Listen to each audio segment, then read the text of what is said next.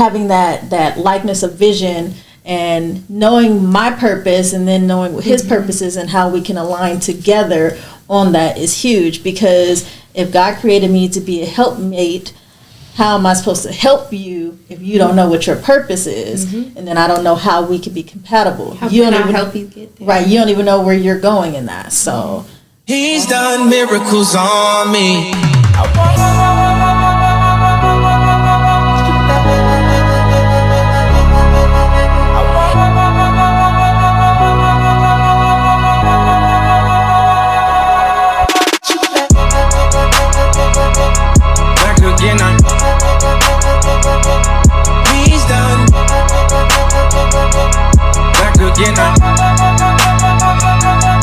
He's done miracles.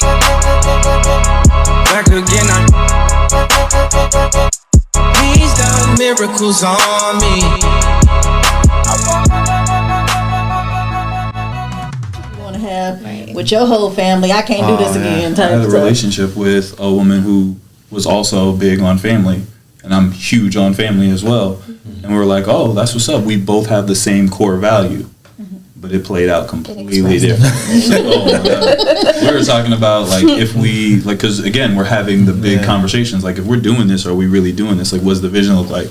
We're like, yo, if we buy this house, and can we build an ensuite? Yeah. And as we were talking about it, I was like, oh, yeah, that'd be dope, right? Because if my family's in town, like, they could come stay for a little bit. And she was like, well, what about my family when they fly in here? You know, I was hoping that they could stay for, like, 6 months of the year. And I was like... I was like, that's moving in. Right. 6 months. That's a long time. That's a lease. That ain't. She was like, yeah. I was like, so if my family wanted to come visit during that 6 month window, she was like, well, they could get a hotel. See, no, that is not the same. But this is why these conversations are so valuable. But also being willing to express where you have similar values, but how they play out, like that level of communication is everything. We shut that shit down. But I think both of those, right? Your example and then what you said, it goes back to what you said originally, which was selflessness, right? Yeah. So, like, I'm not going to come from that core value with a level of selfishness. Stop it, because I can see your face. I'm not going to come from that core value with a level of selfishness where it's like, it's black or white, it's all or nothing. If your intention is to build and grow, you have to be selfless. There is a compromise in there. 6 months is insane. And are we getting paid for these 6 months? I'm getting a box. I think it's called a box. But to be perfectly honest, though, if we have an ensuite and it's another location, like, it's my house. I'm doing whatever I want. And she was like, oh, well, what about this? I was like, I'm smashing wherever I'm at. Like, this is my house. Like, your parents walk in and we in the laundry room, then that's it. Like, you told them to be here 6 months. Yeah. You thought they walk in the kitchen, I'm like, breakfast will be a little late today. Yo. Like, I don't know what to tell you, man. Like, we scrambling something besides eggs right now. Close the door. What? Close the door. You like, you can't be taking no. He said, got the closed neon sign on the kitchen. No sock on the door, Pops. Sock on the door. Signs, no socks, no prepping, nothing. You walk in here, I'm like, what up, Pops? That's also a spoken expectation. I'm maxing your daughter out. I'm flipping your daughter. Flipping your daughter. Look, like, hey, we're going to have to clean this stove later. Look, this why with me and my daughters, I'm gonna have my own stuff. I'm gonna shoot him. Marcus have been shot. Dad. Like, I am not trying to see my baby. Hey, don't even worry, Marcus. I know how y'all get down. Yeah, Pops will stay over here. That's both us daddy.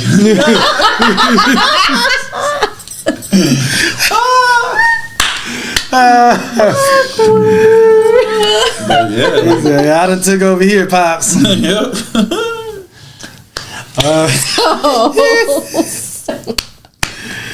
Yeah, man, that's a need to definitely be a smoking. And hey, Pops, I'm speaking this expectation right now, so you know. Why y'all don't lock the door? It's my house. No more locked doors. Yes. Oh man, hey, let me tell you, man. I want to get on unspoken expectations though, because I know that we're talking about compatibility and stuff. So I'll just throw this in real quick, so I y'all don't don't feel like I got skipped, because I don't. Okay.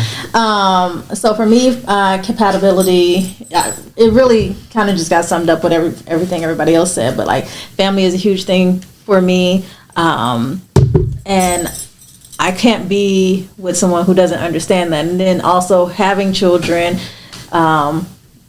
Dating people who don't have kids, a lot of times they don't understand that your kids come first, and so having that person who is patient and understanding and knows those things, and then just I think we talked about it in the flip episode, where having that likeness of vision and knowing my purpose, and then knowing his purposes and how we can align together on that is huge. Because if God created me to be a helpmate, how am I supposed to help you if you don't know what your purpose is? And then I don't know how we can be compatible. How can I help you get there? Right, you don't even know where you're going in that. So that's my quick. And how do I hold space for you in the moments where you need to go back and talk to God again about where your next step is? Exactly. You sending them back? Well, No, the first one wasn't right. that didn't work.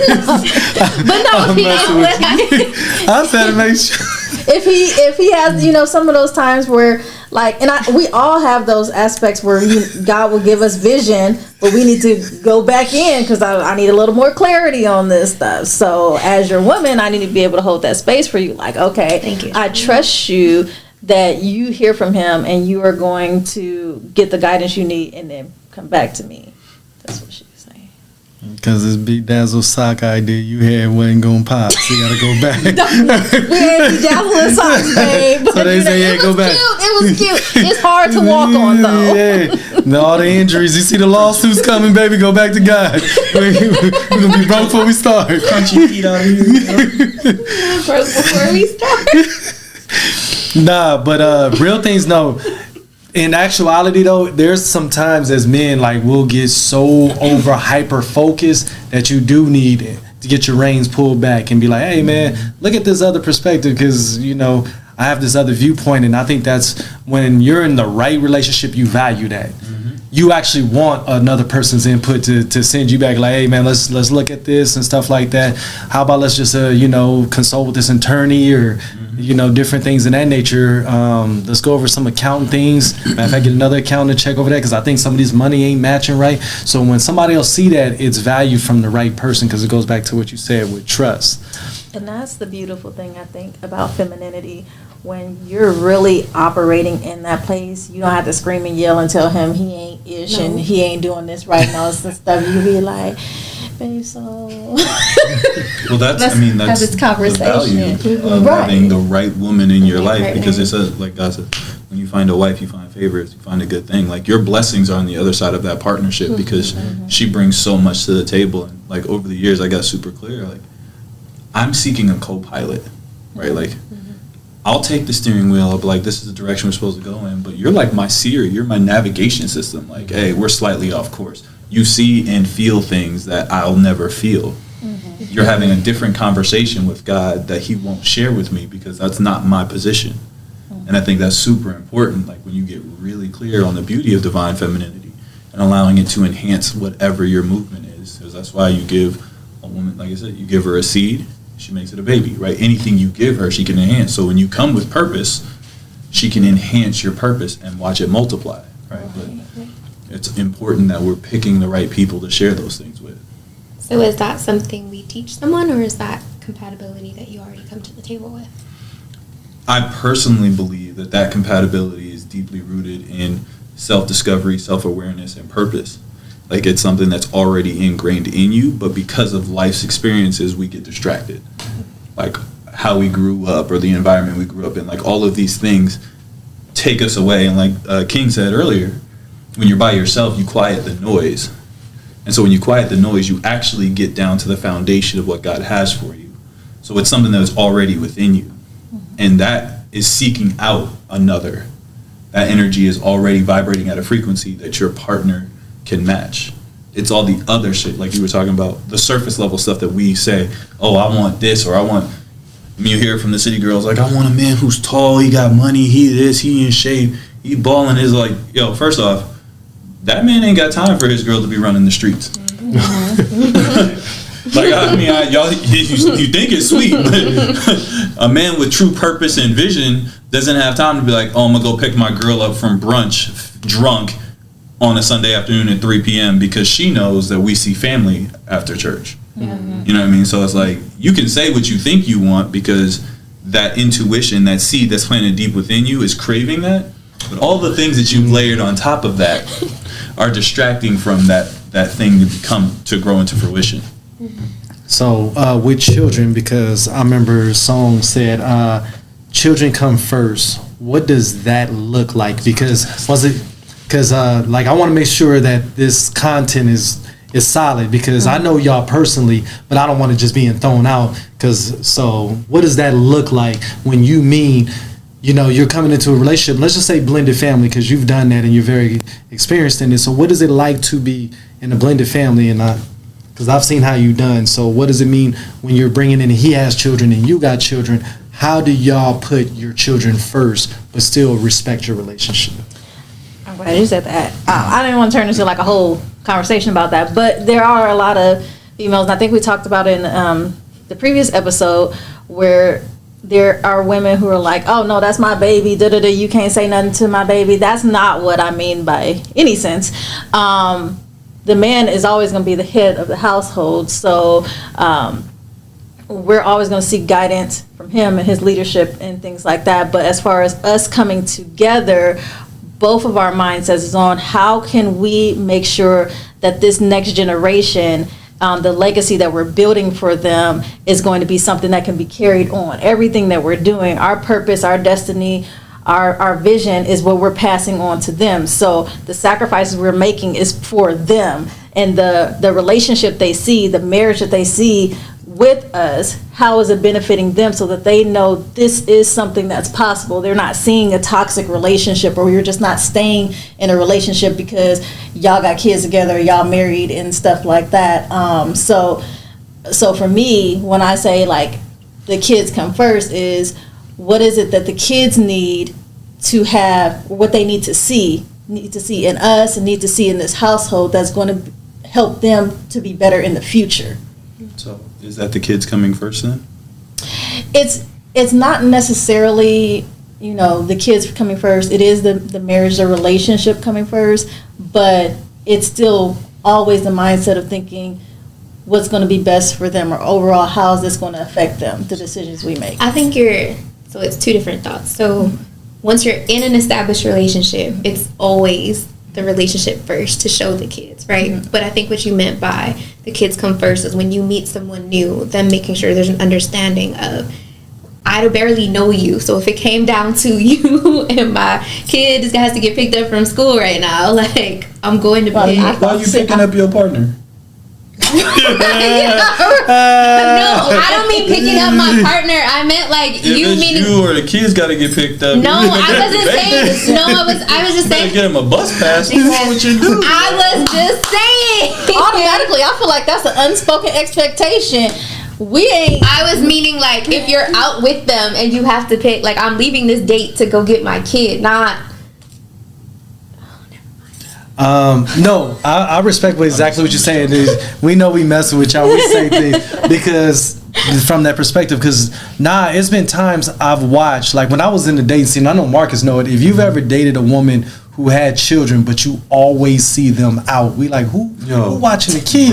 Like who watching the kids? Who putting the kids first? Like, I want you to put them kids first. But Chris Rock said, you better go home and watch that kid before he robbed me in the film. I thought I was tripping. Like, I was comparing it to my mom. Yeah. And like we talked about in a previous episode, like my mom didn't date like that because she was like, I have to raise my son. Yeah. But now, like, we've been out. And I remember one time I was out with just a group of friends, and this girl was like, oh, that's my homegirl. She just had a baby. And I was like, when? She was like, 3 months ago. I said, what the hell you doing in the streets? And she's like twerking and all this mess. And I was like, where's your baby? First off, she gotta get that first bottle now. Like, your baby is 90 days old and you in the streets already? Like, the priority is so wild to me. So in that respect, I definitely understand. Like, yo, your children have to come first. Like, you created that life. They didn't ask to be here. You created them. But where does that understanding or balance come from? I mean, I don't have to worry about it because I don't date women with kids anymore. Like, I just won't do it because I want you to focus on your children. But I don't know. It's just it's an intricate journey. And I believe, you know, that's something important for me because I was big strong on that with my children, not bringing people into their lives to not create the issues that y'all was speaking about, because it's like crazy because some people will date and be like, oh, this is your next daddy. This is your next daddy. This is your next sister. They be like, it's your uncle. It's your uncle. It's your uncle after it's your daddy. It's like, he the uncle now. He's just around. Yeah, like He's just around. he's just around now. I don't know this uncle. Yeah, so it's like, it's crazy, but that's the stuff that we grew up on, and that once again, it's like breaking those generational curses. You got to understand that these kids build bonds and ties because some of these people they do connect with. Absolutely. And like I've told my sisters before too, and it's like a lot of times I could connect with the person you with, but on the standpoint as we cool, like we play ball or something like that back in the day, or we may play the game or something, and we can vibe on that, but that don't mean that he's compatible with you. You gotta understand the compatibility, and sometimes people do feel, and I think it's important for them to mesh with your family, but are they compatible with you? Because when there's hell and high water and the waves go, your mama gonna be gone. When your kids get old enough, they gone. So you gonna be right in that ship with that person. And so many times I watch people be in these ships together, and as soon as the kids is gone or the mom and the parents start passing, they divorce after all those years because it wasn't really compatible on the solid thing of what they wanted in life. So yeah, it's important to keep those kids first. I do want to say this for all the listeners. I am absolutely not against single mothers dating and having healthy relationships. I just want to be 1,000% clear. I just know what role I play in the part, because sometimes I've had plenty of women like hear me say that, and then they get in their feelings. They're like, well, I'm a single mom. I got to be single forever? No, boo-boo. Do you, right? Like, but do you at such a high level that the man you bring in your life, because I got plenty of male friends that are happy to be a stepfather. They're okay with that. Like, they'll take that role on, and they have the heart for it. So there's plenty of good men out there that do not discriminate against women with kids. Right, just be honest, we're a generation that has a lot of single mothers. And so there's plenty of men that are okay dating women with kids. Well, the underlying Marcus thing. is just not one. Facts. Just as long as y'all know. That was the point I was trying to make. You just crushed another feeling. That was just like, they was building their whole life. Anybody watching this? They was like, I'm taking notes Right. on what his compatibility is. Yeah, so if you watch compatibility, yeah, Marcus like, hey, I ain't killing you, boo boo. She was like, but we were supposed to be together, Marcus. You alive. Oh my gosh. So that just reminded me of this. I've seen this story multiple times, but different people, but these females who like are trying to give their kids away because the man doesn't want he doesn't want the kids. So she was like, I'm trying to put my child in foster or in the line of work that I did, let that man do whatever he wanted to their kids. Because see, now that's another level of problem for me. Like, the fact that you would even contemplate giving your child away, the life you created or were a part of creating, for a stranger because they're like, oh, I don't want a woman with kids, I'd be like, yo, you are the bane of all existence. Like I don't know how you could operate in that space, like to want to detach from something. And now I'm not coming. So if one of the listeners is like, oh, I did it or I tried to do it, I'm praying for you, because this is a really important topic, because this is a reality that people are so disconnected to the fact, like Mother Nature, like creating life, femininity is designed to create. And if you could disconnect from that easily, like where's your true self-love? Because when you get so clear on who you are, you can never. And I know that because I had a sister who tried to put her child up for adoption, and she was like, I can't go through it. Like, I can't go through with it. Like, I could never, like, and to do it for a stranger? Yo, that's wild. Because I'll speak on that aspect for children and stuff like that, from the aspect of being involved in it. Thank God it was my grandparents is who my mom gave. And we spoke about it in the last segment. So if you didn't watch it, go watch the one about fatherhood. But I'm going to touch it. Yep. So I'm going to just touch on it because one of the things my mother said, because my mom had me as a teenager. And one of the things she said, because I was always like, dang, why my mama don't never want me? Like, you know what I'm saying? I'm like, she never kept me. But the times that I remember vividly weren't the best situation. And then after having a conversation with her later on in life, she said, son, your uncle was more stable, and your aunt and your grandparents were more stable. They could give you more of a life than I could. And and when I looked at it and I looked at the characters that she had, I was like, man, I would have been a menace to society based upon the people she chose in her life. And out of protection for me and for my sister, she had to make a decision. I knew that was probably hard for her. But the thing that you got to realize too is, what did it do to the children? Because we still felt disconnected and not wanted and stuff like that. Because we already didn't have our fathers. And then to not to have our mother, it was like, dang, it's devastating. Because when we see our mom, she was around, but it's just like she come in and she gone. She come and she was gone. And almost, and mothers who's listening right now, we're speaking from our heart that in the child's perspective, it feels like you're putting somebody else before them. Absolutely. But I do want to clarify, though, for anyone listening, there is a big difference between giving a child up for adoption, because you literally, financially, physically, mentally cannot do it, versus I don't want you because I want this man right here, and he don't want you. We want to make that clear. There's a big difference. I was actually going to say that. When I say like the bane of existence, it's not, because there are circumstances in life where someone, and again, we got family that have walked this walk, that they're unable to provide for that child, and they're like, yo, this is my last resort, versus somebody being like, well, my dude don't want a kid, so Deuces. here you go. Right. We want to be Completely very clear different. on that. And I know somebody, when I said it, probably checked out, so hopefully you check back in, because that's not what we're speaking on. We're not speaking on that. We're speaking on the fact of that is these mothers who's bringing all these dudes in and not being responsible and putting your daughters and sons in bad situations. And then they got to go see doc because they've been sexually molested. And in our realm of when we grew up in, people were just getting sexually molested, and it's like sweep it under the rug, you know, throw some rubber tussin on and just call it a day. Like this was like it was like literally. I didn't know my grandmother was sexually molested till she almost passed away. Wow. She's been harboring that her whole time, and finally got counseling and therapy, thanks to, you know, her granddaughter, the next two generations after, to talk to her. Like, well, grandma, you need to talk and actually speak about this. And she was feeling so much better. And I was like, dang, look, about 7 decades past of harboring stuff that you didn't know. And she was like one of the best individuals you ever met when you met her. Most loving person, but still did not get to the full max of the potential because there was still a seed that hurted. And that's what we're talking about to the mothers and the people, that you gotta protect your children at all costs.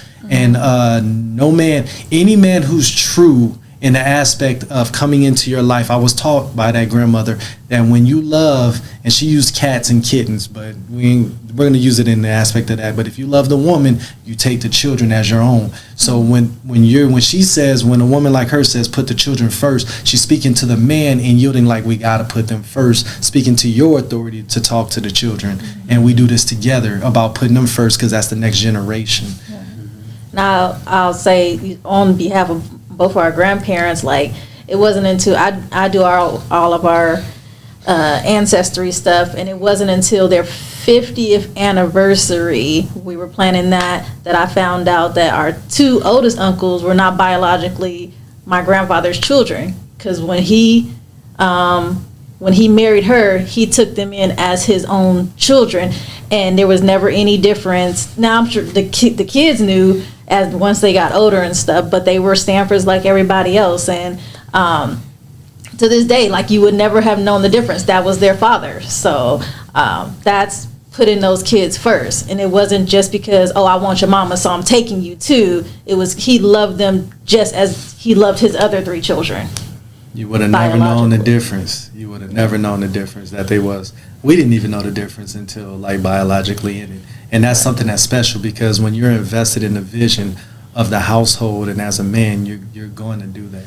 Like, you actually would take pride in doing that, because a lot of times these kids, like my uncles, did not have their father in their life. Mm-hmm. So my grandfather's all they knew. And was it always perfect? No, but he was there. And that's the thing that I talk to a lot of children today is, like, you got to remember, it's easy to always go after the parent that's there but they're the ones who is actually there. I know you want to take the frustration out on them because of what happened in their lives, but you got to respect the fact that it's hard to stay in the trenches, and they do it every single day. So, you know, literally give the respect to that. So that's definitely big on people who have children. Yeah, it's definitely big on always keeping your children first and making sure that you do the right things for them. So that's a big on the list of compatibility. Hey, don't forget to subscribe and follow us on Instagram, and come back for the next episode. See you then. You know, when somebody's injured, they got to be nursed back to life, you know what I'm saying? And a lot of times as men, we're supposed to just be tough, just tough, just tough. But when you go through like heartache and break, and I've lost a child, you know, and stuff like that, it takes some time to get back on your feet. And it's like, yo, you shouldn't have to feel like, you know, you can't express those emotions with somebody and speak it out with them. And be vulnerable. Yeah, exactly, with them. Or when you do it, it gets shunned away, or, you know, you demasculate somebody for that. Because